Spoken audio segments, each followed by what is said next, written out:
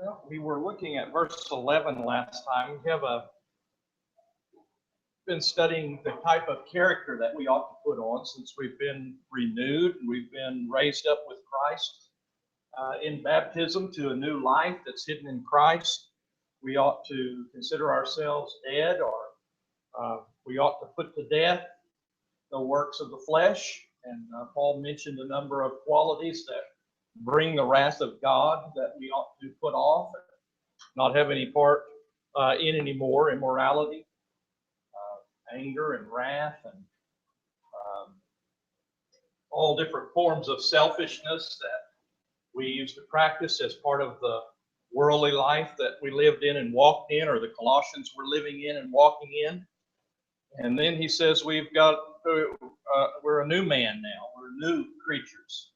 And we have a renewal in which there's not any distinction anymore based on outward things like race or social status. It says a renewal in which there is no distinction between Greek and Jew, circumcised and uncircumcised, barbarian, Scythian, slave, and free man, but Christ is all and in all. So now we're saved, and spiritually there is no distinction between those that are in Christ. We're all one new people in Christ, and spiritually we're one, and we don't judge people or feel superior to somebody based upon race or social standing or what nation that they happen to be from. We're all that matters is Jesus Christ. That's what matters. That we're in Him, and that He's in us, and that we have salvation. So we're all equally Abraham's offspring, is where we left off last week. And the last phrase there, but Christ is all and in all. He is all. He's all that matters, is what Paul says. If you're in Christ Jesus and you're one with Him and saved in Him, that's all that really matters. That's the thing that you value above everything else. And if somebody else is in Christ, that's what matters. They're in Christ. He's erased all the differences given to all their spiritual standing and privileges. In the Old Testament, if you were a Jew, part of Israel, then you have a special relationship to God that other nations didn't have. But that distinction's gone now. Once you get in Christ, whether you're Jew or Gentile, you have your fellow citizens with Christ, and you're enjoying the blessings of Christ and have all of those advantages. So He's absolutely everything, and ordinary distinctions made between men in Christ mean nothing. So you have a brother that is a slave or a brother that's a master of a slave, it doesn't matter. As far as their standing with Christ, they're the same. In this world, there might be a difference, but in their spiritual relationship and their privileges in Christ, there's no difference whatsoever. And it says, for Christ is also in all.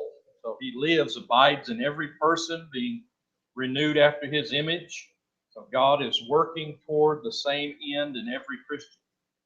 And it's not going to be long till we lay aside this fleshly world and we enter into paradise, and it's not going to make any difference then, is it? So we ought to be living like there's not a difference now in the church. There's not. He didn't mention in this particular verse, like he did in Galatians and some other places, male and female, but the same thing is true there. When it comes to our spiritual relationship, we're fellow heirs with Christ. So, any thoughts on verse 11? Anybody want to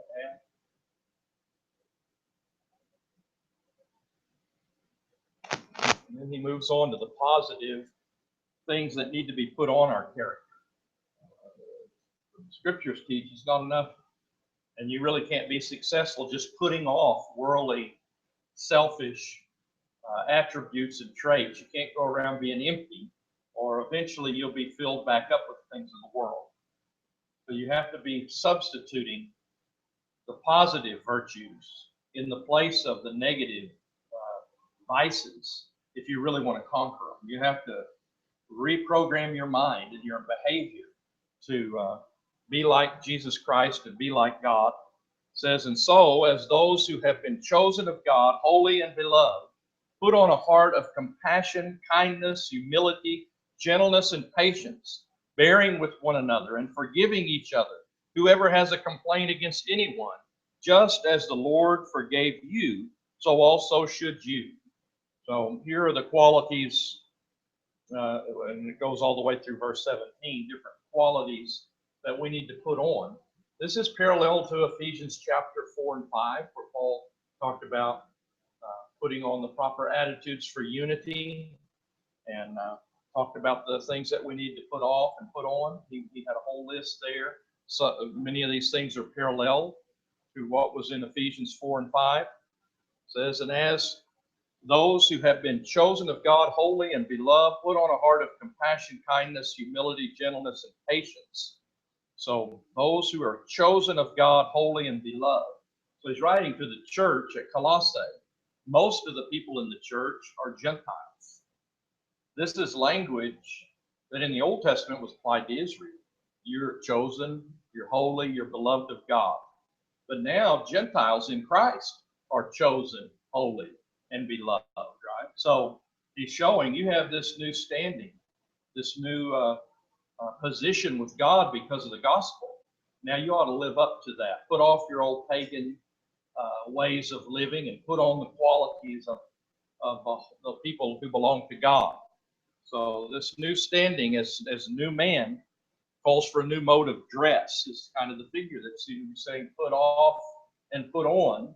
And it's the word for putting off an old garment and putting on a new garment, put off the old sinful character and habits you had, put on the new character that you ought to have, new qualities. So you discard the old and put on the new garments of righteousness. So he begins in, so since you're a new man, you've been renewed. That's what the verse before talked about. Since you're the new man, you ought to come forth from the water of baptism into not only a new relationship with Christ, but you ought to change the way that you think and act after you've come out of those water. That ought to be your determination to live up to your new status that you have as a Christian. So you put on the virtues consistent with being God's elect, holy, beloved people. So the Gentiles, again, they weren't the chosen people. They were alienated. Remember Ephesians? He spent chapter 1, 2, and part of 3 talking about the fact they used to be alienated, but now they're all part of the kingdom. They're fellow citizens with the saints. They've been brought near when they used to be far off, but God's made peace with them. So the Gentiles used to be counted as no people, but now in Christ Jesus, they're chosen, they're elect. Electos, that's pretty eklektos. Selected means favorite, picked out, chosen by God. Of course, there's all kinds of false doctrine that's been associated with the word chosen. Certainly, you're someone that is special to God. You have special privileges, special duty and responsibilities if you're the elect or the chosen. Think about in the Old Testament, they were chosen because of their father Abraham, and so there's grace involved in it, and they needed to keep the covenant that God made with them. Now God has opened this election up to anybody that gets in Christ can be elected. So it's not an individual, arbitrary choosing or election. It's whether you're in Christ or not. He chose us in Christ. That's Ephesians 1 and verse 4. So in Christ, they have become the chosen. They've been selected for salvation. And they're now part of the new Israel. The Israel of God now is the church. We're told in Galatians 6:16. So you have special blessings, special responsibilities to perform. And God loved Israel. He chose them. And they were made holy. They were a special people set apart and separated from all the other nations to be especially God's people, and they were to live holy lives like God is holy. God is holy, and they needed to be holy. Be holy as I'm holy. And holy means separated from evil or defilement is the basic idea of the word. And since that is true, you have to put on the qualities that God has and Christ have of holiness. And he goes through a list of qualities that we need to put on now that we're Christians. And they are beloved. God is fond of them. They're dearly loved. They're objects of his love. They're the beloved people of God. And since we enjoy such wonderful things,